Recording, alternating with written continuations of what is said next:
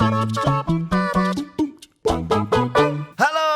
and welcome to the Premier League Roundup. We can't call it the Premier League Roundup because we might get done. I'm Adam Wilbourn from What Culture Football, joined by Ewan Patterson and Benjamin Richardson from What Culture Football to discuss all the weekend's action. Before we get into it, if you're a fan of this sort of thing, make sure you subscribe to What Culture Football in either iTunes, Spotify, or wherever you get your podcasts from for daily football podcasts. Gents, game week 2 is very nearly finished. We've got Man United Wolves tonight, of course.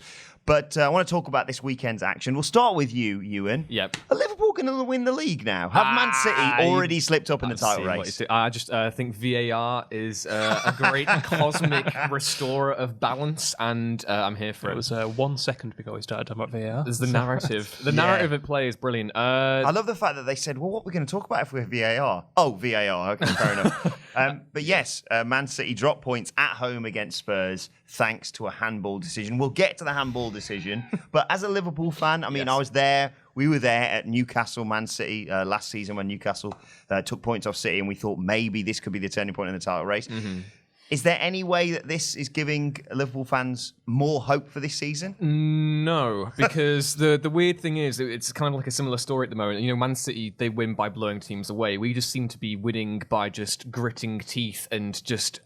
we'll have a really bad first half, and then Klopp will get into them in the second half, and then we'll actually play pretty well. Mm-hmm. And it was kind of the same story at the beginning of last season where nothing was quite gelling, but we were still getting wins somehow. And the story over the weekend was the exact same thing again. Yeah. But what I would say is that Man City failed to do that. Although some would argue that they didn't fail to do that. Not but on this particular instance, but if you look at the attempts they had on goal, they had like 18 compared to 2 from Spurs. Like it was everything that people spoke about when it came to that game. Yeah.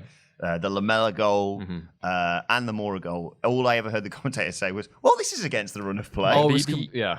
If the reality of that game was that it was unrelentingly tedious to watch Man City just hem Spurs into the entire game. I think I must have left the room a couple of times. Those must have been the only occasions Spurs... the only time Spurs exited the half, because I did not see one of their players go beyond the halfway line. It was a bit of a barren. I don't support any team in the Premier League, and yet I don't know why I really enjoy watching Man City have last-minute decisions. It's looking like it's just a piece. It's like a lion toying with the dead carcass for a while. It's like, oh, this is really grim, but it's also kind of like so disgusting that you can't look away. Like you just kind of just enjoy. Like you look at the spectacle and you're like, there's something not right about this, but also it's kind of, I can't not look at this. Like this is Spurs, a fantastic Premier League side, Champions League finalists, consistent finishes in the top 4, and they can't compete with this. I mean, they only competed based off the back of, a pretty admittedly hilarious VAR decision, and also 2 goals and an Edison mistake as well. I think I've described Man City in the same way. But like when you see a ferocious grand lion in a zoo, you think it's really impressive, but once it escapes its cell and runs amok, you start to think, maybe this isn't the best thing for this particular zoo, and that's what's been happening in the Premier League. So we do take great pleasure in seeing them slip up. Any other team, even with Man City on this occasion, I thought it was very, very harsh. I thought that, as we'll discuss, for laws, ridiculous. I think it's unfair on them to not win that game, but I was delighted nonetheless. Yes. Very quickly, before we get onto that decision, how many slip-ups do you think Man City are going to have this season? I realise this isn't going to be the moment that we come back to. Well, in theory, it isn't going to be the moment that we come back to at the end of the season, say that was when the season changed. But do you think it's going to be as high a scoring season as last year? Because how Liverpool didn't win the league with, 97 points, was it? I mean, we were for a brief, precious few minutes when Glenn Murray... I was there with you. Yeah, that was a nice little time. It's difficult because I think City are... last season they didn't have De Bruyne. They had Company, who kind of really stepped up, and that game at Leicester basically won them the title. They're still. I think they're still at the pinnacle of the Premier League. I want to ask you this. We'll mention it when we talk about Liverpool in detail. But do you actually think Liverpool are going to struggle to amass as many points themselves this season? Yes, me too. Yeah. So I think Man City can afford more slip-ups. Mm-hmm. Yeah, City have the strongest squad. They have and the probably strongest second squad. Yeah, exactly. Yeah. And Liverpool, looking at them now, even though you look off the back, they just won the Super Cup. They just beat Southampton. Again, top of the league, aren't you? Yes, we are. It's I'm going to save it every moment because, again, it's just me. I've been bred for kind of not disappointment, but also just kind of like I have Pessimism. to be pragmatic in the sense that you're looking at this squad. It's nowhere near as strong as Manchester City's. It's not a work in progress. This is Klopp's identity now on the team, but we can't play football the way Man City do, and I mean that in all the different ways you can gather that comment. De Bruyne looked phenomenal. He was incredible. That ball into Aguero, and the one into Sterling. He's a player. He doesn't play percentage balls. He plays 100% accurate balls every time. It's just a question of the strikes being in the right position and so often though. He's one of those players who, if I had unlimited money, would always be in my fantasy team. But then it's like, I've got Sterling and Salah and... Anyway, enough about that. Let's talk about this handball decision and then just generally about the handball rule. Ecstatic about the decision, no doubt, but it's nonsense, isn't it? It rolls off Laporte's arm as Jesus goes into the box. It's bad. It's not a handball. The fact that Lloris was laughing about it kind of tells you everything you need to know. Well, the precise law has changed by this summer. Any goal scored or created with the use of hand or arm will be disallowed this season, even if it's accidental. Yeah. Now, that's such a wide scope for potential handballs. Accidental handball will now include something like an accidental bounce of the shoulder, slight grazing, anything that's, as it says, unintentional. I don't know why you'd necessarily stipulate that. I was going to say this because I feel as though this has been the case in Europe for the past 2 seasons now. I think James Milner has somehow managed to unintentionally handle the ball by having it smacked into his arm at 30 mile an hour before, and that's been given as a penalty before. So you have seen them given in Europe. Well, we saw it against PSG last season in the Man United game as well. It's... Do you know what I find more astonishing, arguably even more than this rule, is the fact that if it hadn't have hit, can't remember who was marking him, but if it hadn't hit Laporte's arm but had hit the defender's arm, they wouldn't have given a penalty. Not because the advantage would have been given to the attacking team. So it's... I mean, people are moaning about VAR, and we there's a daily discussion in the office about whether we do another VAR video, considering that every weekend we get a decision that people are talking about. But this isn't VAR's fault, really, is it? Although Andy Murray pointed out that without VAR, they wouldn't have spotted it. It's not like they gave the decision in real time. VAR is the ultimate measure of objectivity. VAR can only enforce the rules that are present. Obviously, you can say if it wasn't there, then obviously, who's to say the referee would have spotted that the ball touched Laporte's arm and, the penalty, the goal would have been disallowed. But VAR can only enforce what the rules are. And to be fair, that's not a VAR problem. That is just the rules of the game problem. And I think, as long as VAR continues to enforce what are the rules, it's what I kind of get a bit. I find this discussion about the offside kind of VAR thing a little bit tedious now. Because it's like, well, even if he is only a fraction offside, VAR tells you. It's black and white, isn't it? It's offside, it's black and white. And if the rule is that if any ball, if any attacker handles the ball, even unintentionally during a play, and that means that the goal gets disallowed, then that is the rule. VAR can only enforce that. I think a big problem here is that rule has only been objectively applied in the scenario with goals. It's not been applied throughout the rest of the game because those aren't being subject to VAR. So what we effectively get is correct decisions all the time on goals, incorrect decisions throughout the game, which are down to referee's interpretation. Or you might miss something you definitely would miss an accidental handball like that, I would think, in the majority of scenarios, which means we're having games that are being governed by 2 separate laws. We've got a VAR law and the referee's law. What would you're one of the biggest clubs in the Premier League. What would you like to see happen? Would you prefer them to just go back to the intentional handball ruling, or, like Benjamin said, adapt that rule for the entire game? Yeah, I think that's a good point you've mentioned there, is the inconsistency. It feels as though VAR only ever comes into play when it's in the penalty box. Well, it can only come into play for a certain number of scenarios. And you feel as though you'll see loads of different decisions kind of being mistakenly made throughout the course of the game, and then, VAR isn't the ultimate neutralizer. It doesn't necessarily... You could potentially argue back in the day that, if certain decisions are going against the team's play, ultimately the referee will take that into account and that will influence decisions going forward. Balances out. But yeah, I don't know. I think I definitely agree that the handball rule as it currently stands is a big load of bollocks. But VAR can only do what VAR does. Yeah, and it's the coincidence that that's been introduced at the same time as VAR, which means VAR is sort of lumped with it. I don't know if it is a coincidence because they wouldn't have. Well, maybe there isn't. Yeah, because they wouldn't have. We obviously knew that VAR was coming into effect this season, and I think rules have been tightened up to accommodate that fact. just so there can be no question of interpretation when they're making the VR checks. It can no longer be about, oh, did he intend it or not? That's down to the referee's view. They can now say, well, it's black and white, it doesn't matter. We can say, as a matter of fact, it's a goal or it's not a goal. I think that's quite intentional.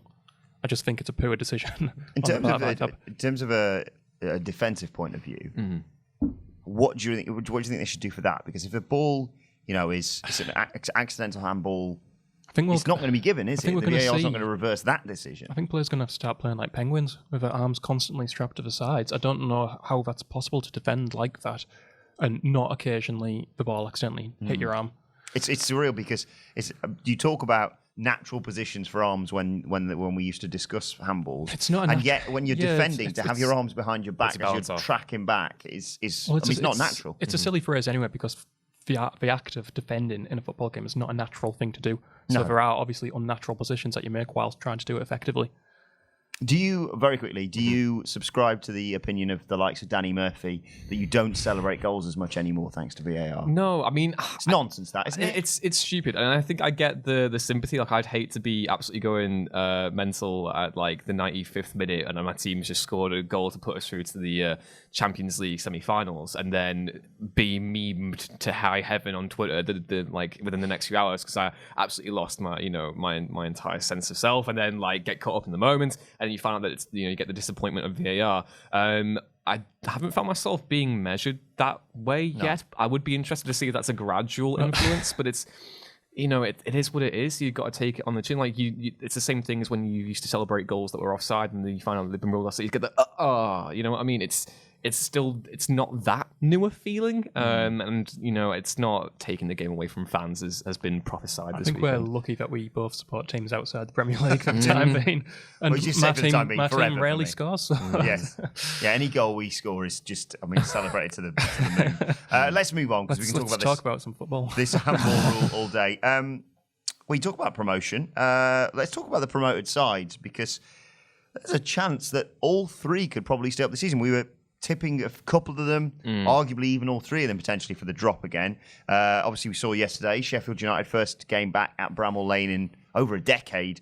In the Premier League, 12 years against they defeated Crystal Palace. We saw obviously Norwich destroy Newcastle. I want to get to the Newcastle side of things in a short while. And Villa, unfortunate to lose 2-1 against Bournemouth. Could all the promoted sides stay up this season? I'd be surprised still. I think from what we've seen so far, especially Norwich, are really interesting because obviously they haven't done, like we said when we had the podcast a while ago, they've not really done much business. They're maintaining their own philosophy.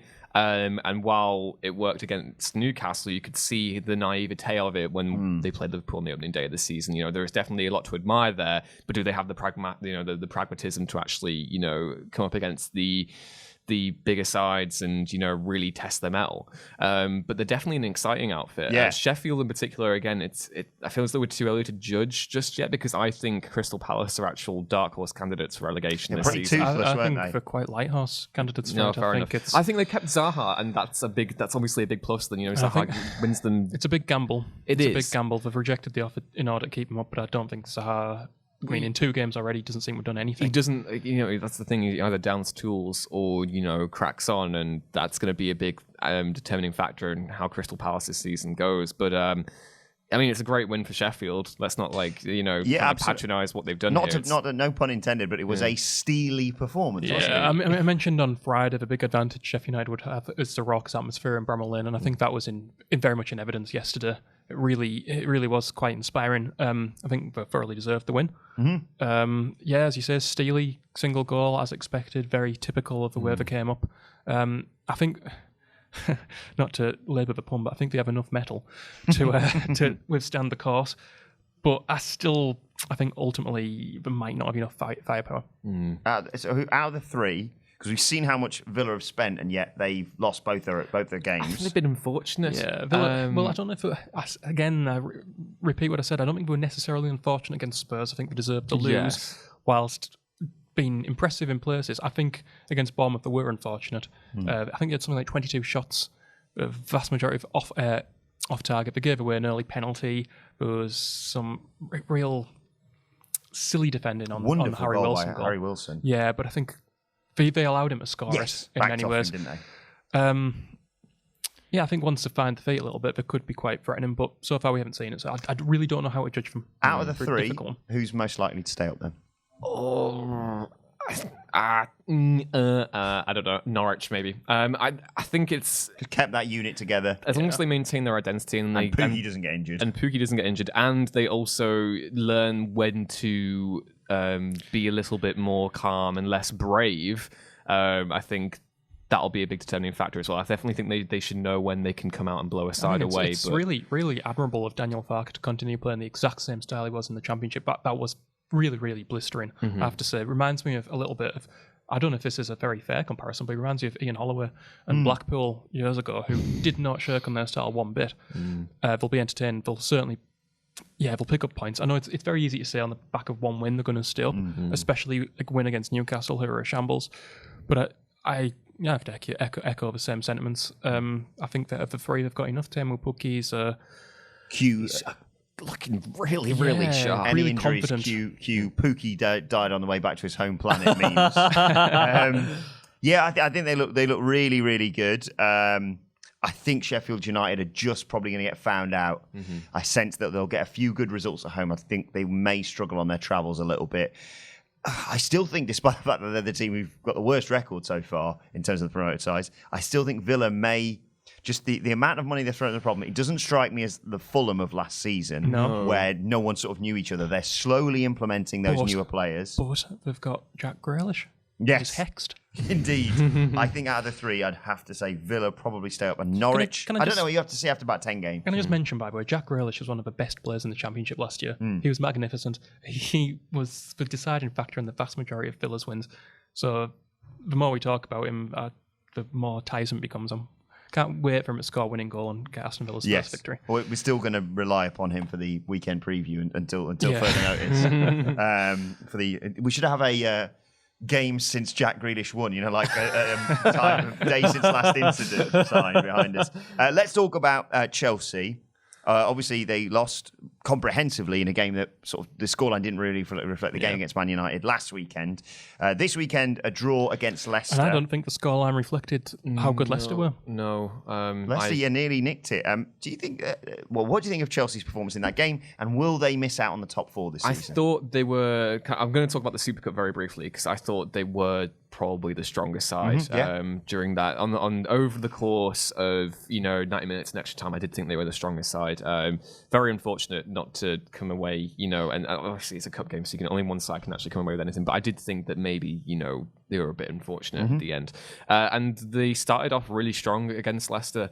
Mason Mount looks a really, really tidy prospect in central midfield. And Pedro as well looks completely galvanized as well. He's a workhorse. He's all over the pitch. I was quite impressed to see him. Willian looks bored as hell. And, Giroud still doing what Giroud does when you actually give him a chance. Being gorgeous and actually, doing stuff when you actually play him. Leicester, again, there was a mistake from Ndidi at the start to hand Mount the goal. And then great. Not only the tackle, but the fact that he was, struggling to stay on his feet. Great and was example fouled. of pressing. I think they've got, if they can get the pressing right, I think, that's an interesting thing to see from Chelsea going forward. I like Kante in that further up position as well. And again, that's something that Sarri's done. So, maybe Sarri wasn't that bad, just saying. And Sorry, not sorry. Sorry, not sorry. And yeah, I think defensively kind of reminds me almost in a way of Brendan Rodgers' first season at Liverpool. There's a kind of like not an organised chaos to it. There's a lot of middling nothingness, and then defensively just complete ineptitude, and then some really solid attacking play. And I think if they sort out the defensive issues, then maybe, I can't see them making the top four this season. I've said this from the beginning, and the more and more I watch them, the more of these, good performance, but just didn't quite get the result. It strikes me that's going to be their season. This game really entertained, particularly the second half when Leicester sort of really recognised the deficiencies that you mentioned in Chelsea's defending, and particularly how high the back line was at any given point, so susceptible to the counter-attack. Now, Frank, I don't know, if you're playing Leicester, you know that their key strengths are Jamie Vardy's pace, James Maddison's pace, and counter-attacks, and yet repeatedly allowed them to come down those two wings. Kurt Zouma had another game where he looked pretty rocky. Kepa, again, not necessarily very made a comfortable howler. on his feet. Yeah, he nearly gave it away right at the end. I actually think Leicester should have nicked it. James Maddison blasted over from very close range, and Jamie Vardy had a chance right at him that he spurned. But and this was at home in Frank Lampard's big homecoming. Maybe he has a sense of the occasion getting the better of some of the players, but I really don't think that should be the case with the quality that they have. I do think other teams are going to exploit those weaknesses. Pulisic looked a little bit anticlimactic. Yeah. I have to admit. Flashes of brilliance, but it seems as though it's kind of the story that it was his last season at Dortmund as well, where it was, I think Dortmund have probably said they've done good business there. He's not looking like he's being the player that he was touted to be a few years ago. Who makes the top 4 for you? City, Liverpool, Spurs, and Arsenal. For me, it's probably City, Spurs, Liverpool, and Man United. Let us know your thoughts on who makes the top 4 in the comment section below. But let's move on and talk finally about Newcastle United. Obviously, an office full of Newcastle United fans. Not best pleased with that performance against Norwich. A token John Joe Shelby goal in that game, but they were destroyed by Pukki. I want to talk less about the Norwich performance and more about the Newcastle performance. A lot of moaning I saw on social media about Joelinton. £40 million, not well spent by all accounts. Are Newcastle doomed? Because I said at the start of the season, they're going to be one of those sides even who play poorly, but there are 3 worse teams than them in the Premier League. Who are the 3 worst well, teams? I was going to say now. Yeah. Now I look at it and I genuinely can't see one worse team than Newcastle right now. Yeah, for a mess, for a disgrace. I couldn't see anything from that match that would give me optimism whatsoever as a Newcastle fan. Good news is I'm a Middlesbrough fan, so it's highly amusing. Yes, this seemed to be a complete lack of clarity running throughout the side, a lack of cohesion. They don't seem to understand what they're doing yet. You could argue Steve Bruce hasn't been at the club long. They had a quite cluttered pre-season. It took them a long, long time to sort out that appointment, and such an uninspiring appointment once it finally came. So you could maybe say maybe he needs a little more time to get things working, but it should be working better than that by this stage. Yeah, they played reasonably well on the opening weekend. You think travelling to a newly promoted side, that'd be your moment to okay, let's really stamp our authority in the game, and they got destroyed, blown away. Yeah, defensively, completely a shambles. I don't know, Newcastle, before actually going into this, I thought maybe, with the loss of Perez, maybe they had, and Rondon as well, maybe they had addressed some of their shortcomings in the transfer market. Joelinton, even though he's not come good just yet, it was he was an exciting prospect in the Bundesliga, kind of had some comparisons to Firmino in the sense that he's a bit of... But without the record as well. I'm still... I like that Saint-Maximin. Yes, and that's the thing it was pointed out on Match of the Day as well by Alan Shearer, that the wide forwards were just nowhere near the centre forward, and it looked really... It's hard. It's a difficult thing to describe because it just looked like they were set up to actually attack, but no one was brave enough to do the attacking. What I would say in Joelinton's favour our defence is that it didn't look like anything he was like. It didn't look like he had an opportunity. No, exactly. He seems to be playing in a different time zone to the rest of the side at the moment.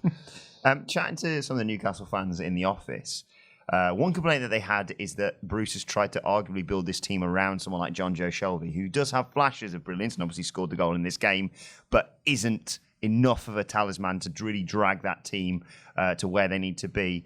And also, weird thing for them to say, but they're almost glad of such a hammering by Norwich because they think that may be the catalyst for change. No. I don't know how long they've been supporting Newcastle for. No, they must have very sharp memories if they think that, because Mike Ashley does not sack managers quickly knowing how much it'll cost him.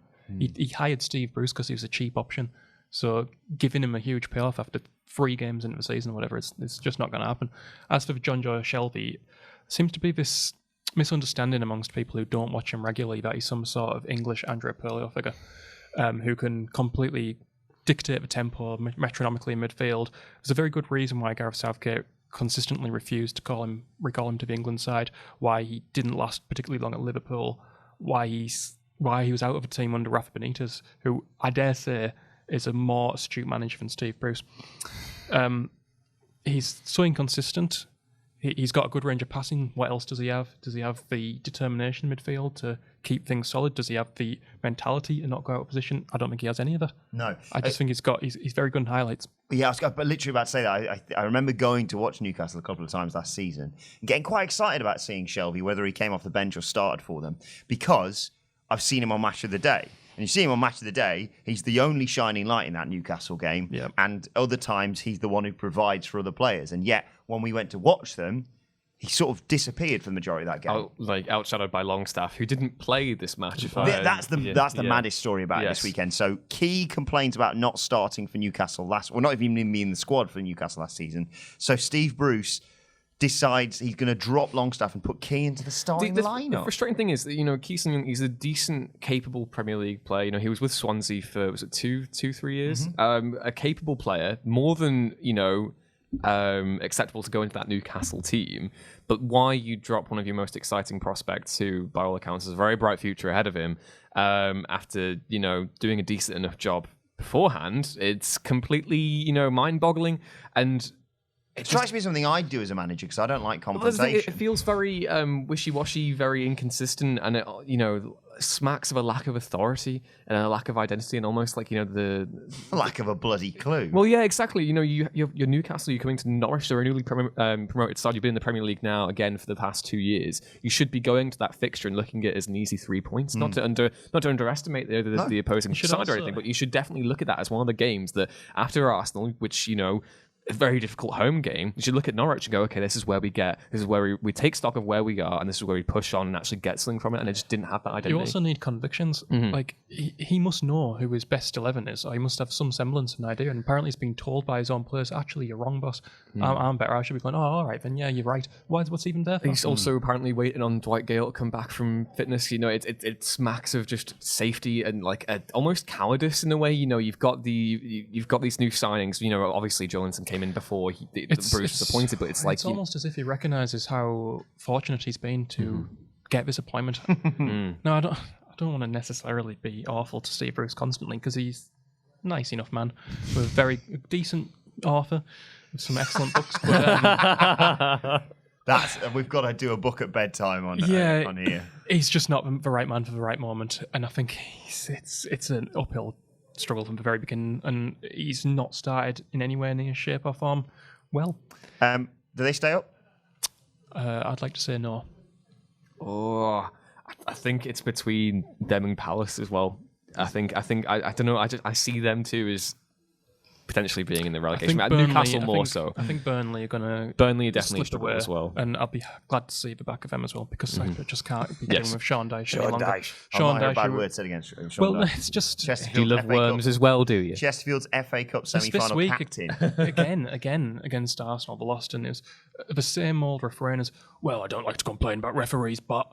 And it's like he every moans week. so much. He's so bad. Sean Dyche is like low-key one of the most annoying figures in the Premier League currently. He just complains all the time. We're going to move on. I'm not going to have bad words said about him around here. Very quickly, Wolves Man United tonight. What do you see happening in that game? As I said, I think it's going to be a high-scoring draw, or a 2-2, maybe even a 3-3. I think it's going to be quite entertaining. I was going to say 2-2 as well. I think Wolves very exciting outfit again. Obviously, they came away. They knocked Man United out of the FA Cup last season. I think that's definitely a fixture they could potentially even win. I know we've made a big deal out of Man United's business over the summer. I still think we're still yet to see the full results of that business. Whether it's fair enough playing against Chelsea, but you want to see consistency now. So is it just more of a test this than Chelsea in a weird sort of way? Yes, because Chelsea are definitely in a period of transition, whereas Wolves, you could say they've got an established identity, and I do think Wolves are more effective away from home. I think that's something they'll really have to improve on this year. Got an exciting game. Hopefully, loads of goals in there. Q 0-0. Very, very, very finally, how's your fantasy football this week? I have no idea. Absolutely no idea. Quite low scoring. I think it was like 40-something points. I chickened out on getting Pookie in my team. Me too. I should have done it. I did not have the guy to put it through. I also had Salah in, even though I should have had Mane. And just so one final thing, if people are interested in Serie A fantasy, here we go. Mario Balotelli has joined Brescia. Has he? Yep. on a free. I just think it's a That's really nice. exciting, lovely purchase. I really want to continue Balotelli watch on this channel. Right, let us know your thoughts on this weekend's Premier League games and that nonsense handball rule in the comment section below, or on Twitter at WhatCultureFC. In fact, watch there. Follow all three of us. You can follow Ewan Patterson at. Ewan ruins things. You can follow Benjamin Richardson at. BR3wood. You can follow me at Adam Wilbourn. As I said, follow us all at WhatCultureFC. And make sure you like, share, and subscribe. Of course, my thanks to Benjamin and to you. And thank you for watching. And we will see you soon.